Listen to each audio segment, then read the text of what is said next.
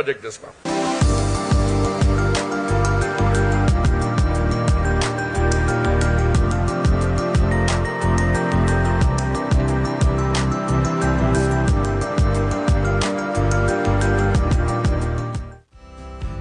देश के पूर्वोत्तर में बसा अरुणाचल प्रदेश, उगते सूरज की भूमि अरुणाचल प्रदेश, कल कल बहती नदियां, बर्फ की सफेद चादर से ढके पहाड़, झील और झरने अरुणाचल प्रदेश की खूबसूरती में चार चांद लगाते हैं। अरुणाचल प्रदेश अपनी प्राकृतिक सुंदरता और सांस्कृतिक विरासत को संजोए रखने के लिए जाना जाता है। खूबसूरत घाटियां, रोमांटिक चोटियां, आकर्षक जिले और मन को मोह लेने वाले नजारे किसी की आंखों में तो लुभाती ही है, साथ ही यहाँ की यादें हमेशा हमेशा के लिए मन में बस जाती हैं। ये अरुणाचल प्रदेश ही है जहाँ आज भी विकास और विरासत का मेल देखने को मिलता है। अरुणाचल प्रदेश जहां बसती हैं 26 जनजातियां और 100 से ज्यादा उपजातियां, कानों में मिठास घोलने वाली 50 से अधिक बोलियां, लेकिन हिंदी यहाँ के लोगों के लिए आपस में जोड़े रखने की भाषा है। प्रकृति की गोद में बसे अरुणाचल प्रदेश में 26 फरवरी को उपराष्ट्रपति जगदीप धनखड़ पहुंचे। कामले जिले के बोसिमला में पहली बार आयोजित संयुक्त मेगा न्योकुम युल्लो समारोह में शामिल हुए उपराष्ट्रपति जगदीप धनखड़। खास दिन था और खास मौका। उपराष्ट्रपति ने राज्य की जनजातीय संस्कृति की तारीफ करते हुए कहा कि वो भारत के गौरव का प्रतिनिधित्व करती हैं। अरुणाचल की विविधता का जिक्र करते हुए उपराष्ट्रपति ने कहा कि यहाँ की जनजातियाँ दुनिया को मंत्र मुग्ध कर देती हैं। अरुणाचल की मेरी दूसरी यात्रा है, पर पहली यात्रा में जब मैं आया स्टेटहुड का कार्यक्रम था। मैंने आपकी ट्राइब्स को देखा, मंत्रमुग्ध हो गया। भारत की शान को देखा, दुनिया में हमारा नाम क्यों है ये देखा। पर आपको एक राज की बात बताता हूं। जब हम दिल्ली पहुंचे, मेरे साथ हम दोनों साथ साथ हवाई जहाज में थे। इन्होंने कहा कि मेरे घर भी एक कार्यक्रम है दिल्ली के लोगों के लिए। अंदाजा नहीं लगा सकते, 2 घंटे तक मैं वो कार्यक्रम आधी रात तक देखता रहा। जितने अरुणाचल के लोग दिल्ली में थे, कोई नहीं बचा था। इसीलिए जितना विशाल अरुणाचल प्रदेश है, उतना ही बड़ा दिल आपके एमपी का है। न देश बदला है न प्रदेश बदला है, लेकिन अब कुछ बदला है तो नीतियां और नियत। नवंबर 2014 में शुरू की गई प्रधानमंत्री नरेंद्र मोदी की एक्ट ईस्ट नीति का जिक्र करते हुए उपराष्ट्रपति ने कहा कि इससे पूर्वोत्तर क्षेत्र में जबरदस्त प्रगति देखने को मिली है। भारत सरकार ने कई दशक पहले एक नीति चालू की थी, लुक ईस्ट, पूरब की तरफ देखो। प्रधानमंत्री नरेंद्र मोदी ने इसमें बदलाव किया कि देखने से काम नहीं चलेगा, काम करने से काम चलेगा। और काम करने से काम चलेगा तो कितना बड़ा बदलाव हुआ इस पूरे इलाके को। यदि मैं अष्टलक्ष्मी की बात करूं तो हवाई जहाज यात्रा का मामला हो, एयरपोर्ट्स का हो, रेल कनेक्टिविटी का हो, रोड कनेक्टिविटी का हो, ऐसे मामले में भी अरुणाचल में आपको 4G मिलेगी। ये प्रगति के संकेत हैं। ये सब हमें एक सीख देते हैं कि भारत जितना महान देश दुनिया में कोई नहीं है और हमें राष्ट्रवाद से ओतप्रोत रहना है। हम किसी भी हालत में राष्ट्र हित को, राष्ट्र के प्रति समर्पण को, राष्ट्र की सेवा के संकल्प को कम नहीं कर सकते। एक्ट ईस्ट नीति भारत सरकार की कूटनीतिक पहल का हिस्सा रही है। इसका मकसद एशिया प्रशांत क्षेत्र के देशों के साथ आर्थिक, रणनीतिक और सांस्कृतिक संबंधों को बढ़ाना है। इस नीति का असर अरुणाचल प्रदेश समेत पूर्वोत्तर के दूसरे राज्यों में देखने को मिला। भारत का शुमार दुनिया की सबसे उभरती हुई अर्थव्यवस्था वाले देशों में किया जाता है। आर्थिक विकास, बुनियादी ढांचे और सामाजिक कल्याण में उल्लेखनीय विकास का हवाला देते हुए भारत को दुनिया में सबसे तेजी से विकास करने वाला देश बताया। आज के दिन भारत दुनिया में सबसे तेजी से बढ़ता हुआ राष्ट्र है। दुनिया का कोई देश आज ऐसा नहीं है जिसकी उछाल अर्थव्यवस्था में, इंफ्रास्ट्रक्चर में या जनता को मरहम देने वाली नीतियों में भारत से ज्यादा हो। और ऐसी परिस्थिति में विकास की किरण अरुणाचल पर पड़े, इसके लिए अपना किरण 24 घंटे काम कर रहा है। भारत की सांस्कृतिक एकता का जिक्र करते हुए उपराष्ट्रपति ने कहा कि कोई दूसरा देश भारत जैसा नहीं है।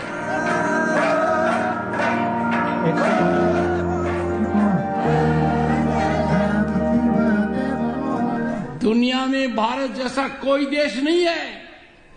और आपका जो आज का दिवस है, न्योकुम युल्ला महोत्सव, आज के ही दिन और इसी के आसपास देश में होली का त्योहार आएगा, बैसाखी आएगी, लोहड़ी आएगी, बिहू आएगा, पोंगल आएगा, नबन आएगा। हम कहीं भी देश में हों, हमारा सोच एक है। उपराष्ट्रपति ने अरुणाचल प्रदेश को संभावनाओं से भरा हुआ प्रदेश करार दिया। उन्होंने कहा कि राज्य में ऊर्जा के क्षेत्र में अपार निवेश की संभावनाएं हैं। प्रदेश की विशाल जल विद्युत क्षमताओं का जिक्र करते हुए उपराष्ट्रपति ने कहा कि इस क्षेत्र में 5 लाख करोड़ रुपए की निवेश की क्षमता है।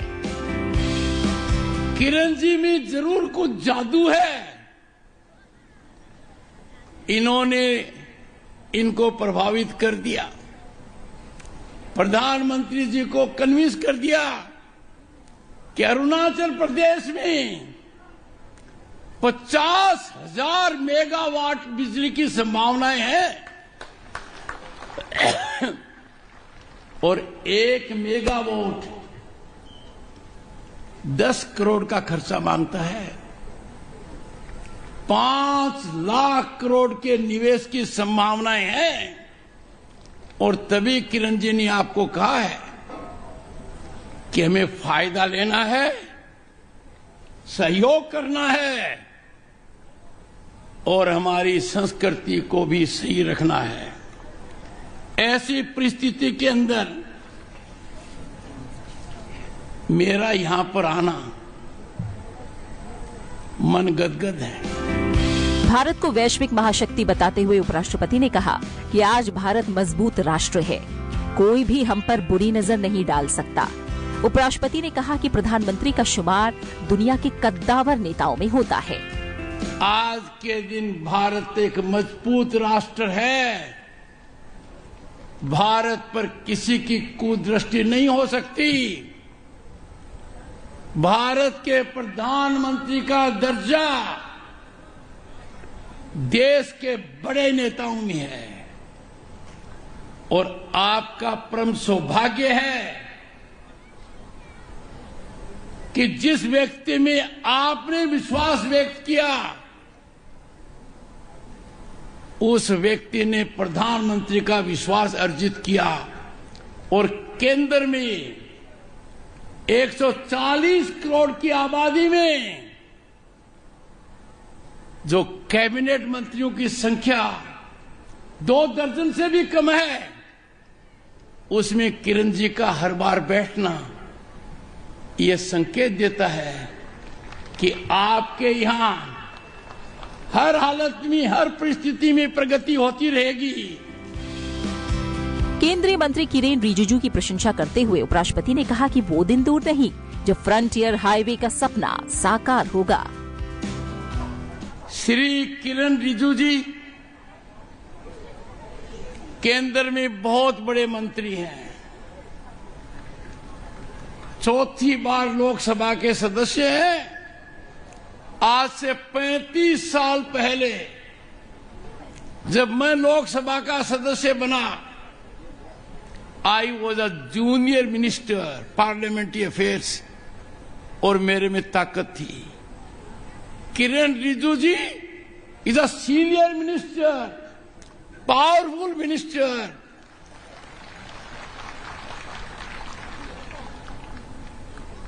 किरण ने दुनिया का कोई देश छोड़ा नहीं है। 150 से ज्यादा देशों में जा चुके हैं, पर भारत के इतिहास में जहां दुनिया की 1/6 आबादी रहती है, पहली बार एक सुखद घटना हुई, हिस्टोरिक डेवलपमेंट। बुद्धिस्ट को माइनॉरिटी का पद मिला, कैबिनेट मंत्री का मिला। दुनिया के अंदर एक बहुत बड़ा संकेत गया, और इसीलिए मैं कहता हूं किरण जी, आपने फ्रंटियर हाईवे का सपना देखा है, आपका सपना सही होगा।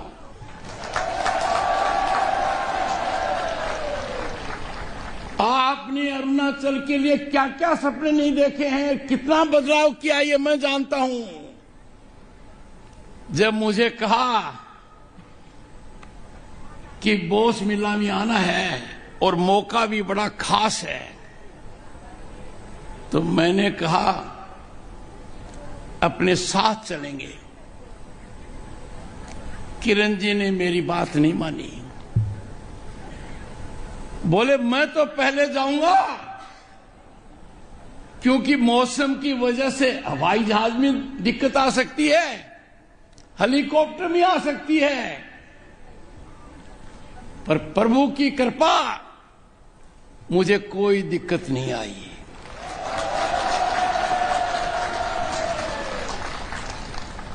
क्योंकि ईश्वर ने तय कर रखा था कि आज के दिन मुझे आपका आशीर्वाद मिलना है। ट्रांस अरुणाचल राजमार्ग का निर्माण पूरा होने के करीब है और ये राज्य के सभी 26 जिला मुख्यालयों को आपस में जोड़ने में सक्षम होगा। इससे राज्य में विकास की गति तेज होगी और लोगों के बीच बेहतर संपर्क स्थापित होगा। ये राज्य के सभी जिलों को जोड़ने में मदद करेगा, जिससे राज्य का विकास और सांस्कृतिक पहचान दोनों बढ़ेंगे। केंद्र सरकार ने अरुणाचल प्रदेश के लिए 42,000 करोड़ रुपए की लागत वाली सीमांत राजमार्ग परियोजना को मंजूरी दी है, जो एक ऐतिहासिक पहल है। ये परियोजना भारत चीन सीमा से लगे 12 जिलों को जोड़ने वाली है और एक क्षेत्र के सीमावर्ती इलाकों के लिए अत्यंत लाभकारी सिद्ध होगी। आज अरुणाचल प्रदेश का कोने से कोने जगह से ईटानगर एक दिन में पहुंच सकता है। कोई भी जगह देख लो, चाहे आप तिरप चांगलांग या तवांग तरफ में, या आपका अपर सुबनसिरी, अपर सियांग, वेस्ट सियांग, कहीं से भी आज अरुणाचल में एक नया ट्रांसफॉर्मेशन आ गया है। तो अभी आने वाला 6-7 साल के अंदर में और एक बहुत बड़ा प्रोजेक्ट हमारा फुलफिल होने वाला है। ये जो ट्रांस अरुणाचल जो डिस्ट्रिक्ट, हर डिस्ट्रिक्ट हेडक्वार्टर को जोड़ने का काम हम लोगों ने शुरू किया, ये लगभग कंप्लीट हो गया। ये जो दापोरिजो और ये वाला सेगमेंट जो है, कमले वाला सेगमेंट, ये काफी लेट हुआ, आप लोग को मालूम है, कॉम्पेंसेशन का वजह से लेट हुआ, लेकिन ये अभी लगभग कंप्लीट हो चुका है। दापोरिजो से आगे कुछ सेगमेंट बाकी है। अभी मेरा सबसे बड़ा एक सपना बाकी है, फ्रंटियर हाईवे। फ्रंटियर हाईवे के बारे में मैंने कुछ जगह में बता चुका है कि हमारा ये हम कल्पना नहीं कर सकता है, सपना में भी नहीं था। आपको मालूम है, फ्रंटियर हाईवे लगभग 42,000 करोड़ का लागत से फ्रंटियर हाईवे अरुणाचल में बनने वाला है। हिंदुस्तान के अंदर में कोई भी रोड प्रोजेक्ट 42,000 करोड़ का आज तक नहीं हुआ। ये बॉम्बे पुणे का रोड भी 1000 करोड़ से बना है, 1000 करोड़ से भी कम से बना है। ये जयपुर दिल्ली जैसे हाईवे, दिल्ली चंडीगढ़ जैसे हाईवे, दिल्ली भोपाल जैसे, कलकत्ता से चेन्नई वाला नेशनल हाईवे, ये सब भी 10-15 हजार करोड़ में बना है। इतना बड़ा बड़ा हाईवे। और आप कल्पना करके देखिए 42,000 करोड़ ये अरुणाचल को इसलिए मिला है कि आज हमारा देश का प्रधानमंत्री नरेंद्र मोदी जी है। अगर मोदी जी नहीं होता, मेरा जितना बोलने पर भी हमारा जैसे एक पहाड़ी छोटा स्टेट को 42,000 करोड़ एक प्रोजेक्ट में कभी भी नहीं मिलता। ये सारा झंडा जरूरी है। देश की सांस्कृतिक विरासत को संरक्षित करने में हमारी जनजातियों का अहम योगदान रहा है। समारोह के दौरान फिर वो पल भी आए जब नेइशी समुदाय ने अपने नृत्य से सबका मन मोह लिया।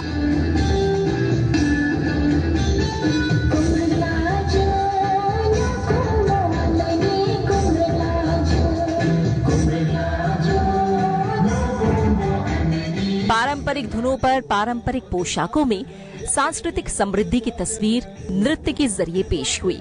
संयुक्त मेगा न्योकुम युलो समारोह महत्वपूर्ण कृषि त्योहार है जिसे नीशी समुदाय उत्साह के साथ मनाता है और समृद्ध फसल और समग्र कल्याण के लिए देवताओं से आशीर्वाद मांगता है।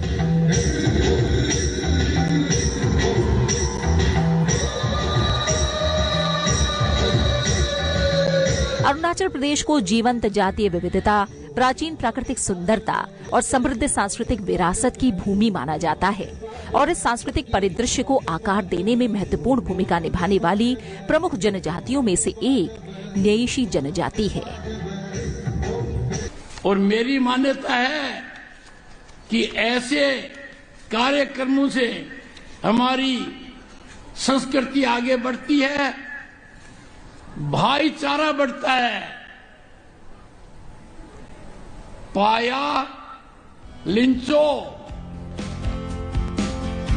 नेइशी जनजाति अरुणाचल प्रदेश का सबसे बड़ा जातीय समूह है जो मुख्य रूप से पापुम पारे, कुरुंग कुमे, पूर्वी कामेंग और निचले सुबनसिरी के कुछ नीशी लोग सदियों से अपने आसपास के माहौल के साथ सामंजस्य बिठाते रहे हैं। पर्यावरण के साथ इस गहरे जुड़ाव ने समुदाय के भीतर एक मजबूत संरक्षण नैतिकता के विकास को जन्म दिया है। केंद्रीय मंत्री किरेन रिजिजू ने उपराष्ट्रपति जगदीप धनखड़ के अरुणाचल प्रदेश के बोसिमला पहुंचने को प्रदेश के लोगों के लिए गर्व की बात बताया। उन्होंने कहा कि इतिहास उपराष्ट्रपति के राष्ट्रीय राजमार्ग के किनारे स्थित छोटे से शहर बोसिमला की यात्रा को हमेशा याद रखेगा। कुछ समय के लिए आज जब वाइस प्रेसिडेंट आया है तो मैं सिर्फ इतना कहना चाहता हूं कि उस दिन जब पार्लियामेंट चल रहा था तो मैंने वाइस प्रेसिडेंट साहब हमारा राज्यसभा का चेयरमैन भी है, हम लोग को डांटता भी है, हम लोग को रास्ता भी दिखाने वाला आदमी यही है। तो मैंने उनको पूछा, सर आपको एक अनुरोध है, हमारा अरुणाचल का बहुत बड़ा फेस्टिवल है न्योकुम युलो, कुछ समय के लिए अगर आप जा सकते हैं, पार्लियामेंट समय उस समय रिसेशन है, अभी हम लोग का पार्लियामेंट ब्रेक चल रहा है, कुछ दिन बाद फिर शुरू होने वाला है। तो मैं पार्लियामेंट्री अफेयर्स मंत्री हूं तो हर सुबह हमारा उपराष्ट्रपति जी का ऑफिस में मुझे हाजिरी देना ही होता है, क्योंकि पार्लियामेंट का बिजनेस मेरा सिग्नेचर से चलता है, सरकार का तरफ से जो भी है मुझे करना होता है। तो इसका फायदा उठाते हुए वाइस प्रेसिडेंट साहब को जब मैंने अनुरोध किया, उन्होंने तुरंत किरण जी आपका बड़ा फेस्टिवल में मैं जरूर आऊंगा, इतना जल्दी हाँ किया। फिर वहां से मैसेज भेजा और कम समय में हम, मुझे मालूम है जब वाइस प्रेसिडेंट आता है तो प्रोटोकॉल ज्यादा हो जाता है और पूरा सिस्टम जो है जैसे आप लोग नॉर्मली न्योकुम मनाता है वैसे मना नहीं सकता है, देश का उपराष्ट्रपति जी का एक प्रोटोकॉल होता है। लेकिन वाइस प्रेसिडेंट साहब यहाँ जो समय दे करके जीरो से यहाँ लगभग 1 घंटा ड्राइव किया, दिल्ली से जो अपना विमान से ईटानगर में, फिर ईटानगर से तीनों हेलीकॉप्टर टेक ऑफ किया, हमने वीडियो भी खींचा था। तो मैं तो कल तक भी बहुत डाउट में था कि कहीं बादल ना आ जाए, कहीं बारिश ना आ जाए, लेकिन आज हमारा दोनी पोलो ईश्वर का ब्लेसिंग भी है। इस मौके पर उपराष्ट्रपति ने कामले के बो सिमला में माउंट एवरेस्ट पर चढ़ने वाली नीशी समुदाय की पहली महिला पर्वतारोही कबाक यानो को भी सम्मानित किया। उपराष्ट्रपति ने संसदीय कार्य मंत्री किरेन रिजिजू के साथ वो शिमला में एक बहुउद्देशीय इंडोर हॉल का भी उद्घाटन किया।